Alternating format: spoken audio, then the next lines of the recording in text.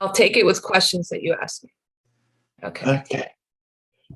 Good afternoon, everybody. Welcome back to the Face for Autism South Jersey Field of Dreams dinner. I'm Jacob Hackett.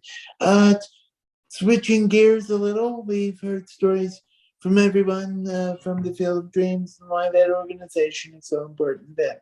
Now it's time to hear stories from people on why Faces has done such tremendous work over the last 21 years. Joining me today is an organizer and a former board member of the Faces for Autism board, Mary Kynes. Mary Kynes used to be not used to be, she is an occupational therapy professor at Stockton University in the master's program. Mary, thank you for joining me today. Thanks, Jacob. It's Kent, not Kynes, but that's okay. Everyone mispronounces my last name, so it's okay. So yeah, I am an occupational therapist, and I still see kids privately, do evaluations in the area, and I am a full-time associate professor and program chair of the Master's of Science in Occupational Therapy program at Stockton. So how I got involved with Faces was through my friend Chris Devaney, who at the time was working for the state in the Division of Developmental Disabilities. And when I moved to New Jersey, he and I had connected. So he knew the Moscas and Isabel. And as Faces started, becoming a group and getting together, they had asked for, some expertise and things regarding primarily sensory processing and positive behavioral supports, and kind of supporting our kids in school and community settings. And that's kind of how I got involved. I'm still actively involved today. I still am on their advisory board. So whenever I get a call about a question or anything, I'm readily available and eager to help anybody who needs something like that. So, my role initially really was, I did a lot of parent trainings. I did a lot of in-services. The fun thing even today when I'll be someplace and somebody introduces me and they'll be like, I know you. How do I know you? And we'll realize it was from a Faces training that was 15 years ago. And somebody remembers me from that time. So there's been a lot of that, and especially helping parents and teachers and others understand the importance of sensory processing in a kid's life and the impact that has on their participation at home and at school. And that's so important, Mary, because our families could go from school to home and they're learning one thing, and that one thing may be so important at school. And you go home and you're trying to figure it out and you're lost. Right. And because the environment is different. So you might be able to do something in one environment, but the supports and strategies utilized in a different environment may not be the same. And so that can make a difference between things. And the other thing that we know for kids who have sensory processing issues is that, they don't turn off their sensory processing. So, what happens at school gets carried over with what happens at home. And the same thing, if they have a bad morning, that gets carried over to the school day sometimes. So it's really, helping both school personnel and parents understand that. Because when Faces started way back when, that understanding wasn't as clear as it is now. And I think it's come a long way, and that most people working with kids with autism hopefully understand that now. But at that time, not a lot of people understood that connection, especially between how a child's responding to their environment and the behaviors that they're showing, especially if they had challenging behaviors. Yeah, and sadly, not all parents know how to deal with the behaviors, and And sadly, only your school personnel knows how to deal with it. Or sometimes it goes the other way too. Sometimes it's hard for some kids within the school setting too, and it's a challenge for a school team to often figure out what might be going on. And that's why it's important that they would always to work as a team between home and school, right? Because something might work at home and they can tell school, hey, this is working for us, or the other way, something might be working at school that then they can say to the parents, this is what's working over here. So let me also say, the other piece of what my relationship with FACES that has continued is that when I began teaching at Stockton 14 years ago, we have the Student Occupational Therapy Association, which are my students that are in the OT program. And so we helped start and continue. One of my alumni now runs the weekly social group for young adults with autism. So the OT students still meet weekly on Thursday evenings, go and hang out with these peers who are close to them and their same age. And it's a love relationship back and forth. They love having the students and our students love these guys. And so we continue to do that. And our students also every year run a 5K walk run in April, which is for to celebrate OT month and also autism month. And we've been having that on campus for, this will be our 10th year this year, and it's every April. And it's a lot of fun. We make it like a kind of carnival where people come and walk around Lake Fred twice and or run if they want to run, and then they come back and there's games and stuff that our students at Stockton run, and also community agencies have been coming the last couple of years and having tables there as well. And all of those proceeds we donate to FACES. Well, that's wonderful, because as we've said tonight, FACES does so much for the community. Absolutely. That they need that little bit of a boost, because, FACES does walks, they do charity events, they put on your Halloween dances, they do your Christmas parties.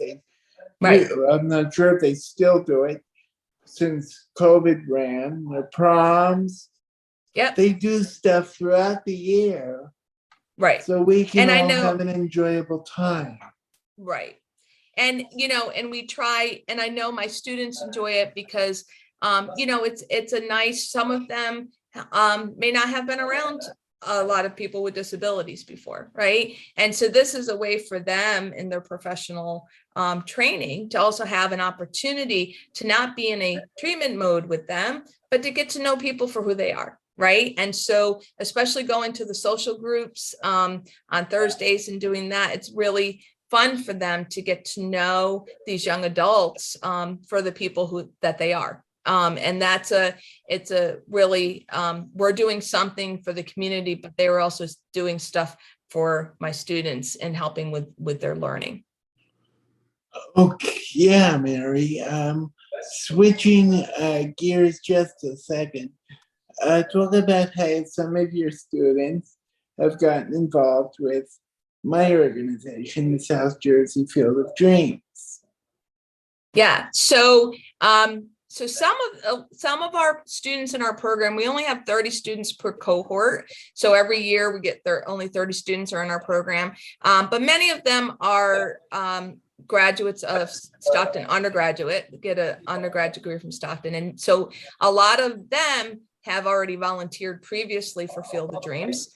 And as when they were part of either a sorority or another club as an undergrad. But last year, I had Jacob come and talk to my class, and he's going to graciously accepted to come again talk this year. And the Field of Dreams got brought up. So last year, a group of the OT students also volunteered their time and went and I think volunteered at a few games for whenever space was open to be able to go and help there. So, and again, it was just another really, they raved about it as always. It's just another fun thing that I think they feel like they can use their skills to help sometimes, right? And now they're thinking like an OT. So maybe they can come up with a different adaptation or a different way, but just to be able to interact and have fun with the kids who go, that's the whole part of it. Right. Yeah, So yeah, it is, Mary. That's the whole part of it all, is to have fun, to enjoy right. yourself, because not everything should be high stress. You should be Exactly. able to enjoy Exactly. yourself. If life isn't enjoyable, I mean, God forbid. Why? Exactly. Well, and I think that's how we feel about the walk and the social group and all of that. It's just for fun. It's supposed to be for fun. And again, it's to get everybody just to have a good time. Like we have a DJ that comes to the 5K walks, and it's fun. I mean, people sit there and they're dancing and they're outside, and it's a really, the students, the people with autism, everyone's like, woo, like it levels the playing field, right? And everyone's there trying to do the same dances and look silly together, but have a really good time doing it. Yes, and promote something new to the walk this year. There's always dogs there. Faces has graciously talked to Mary in Stockton, and I will be there hopefully a week before. It was last week. Apparently, the event went very well. Lots of money was raised.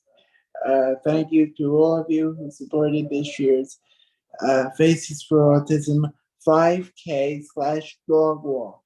Mary, if you could give anyone any advice as to why they should continue to support and or volunteer for Faces and or the Field of Dreams, what would you say to them?